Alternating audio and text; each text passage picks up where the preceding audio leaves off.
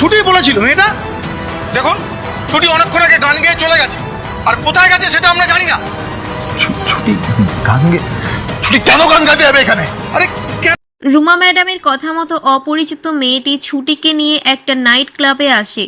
ঝুমকি আর রুমা ম্যাডামও সেখানে আসে প্ল্যান অনুযায়ী কাজ করার জন্য।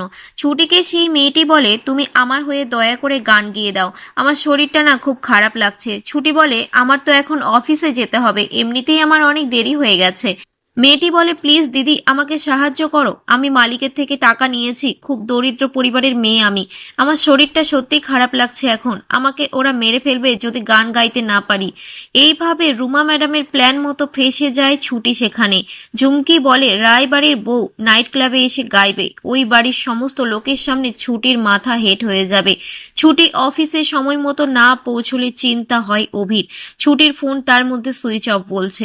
অভি বলে, একটা বছর ছুটি আমার দায়িত্বে থাকবে, তাই ওকে সঠিকভাবে রাখার দায়িত্ব আমার ওপর। স্টেজে উঠে ছুটি গান গাইতে না পারলে ছেলে পেলেগুলো ছুটির দিকে ঢিল ছুটতে থাকে। ঝুমকি বলে, ও গাইলেই আমি ভিডিও করব আর রায়বাড়ির সকলকে দেখাবো।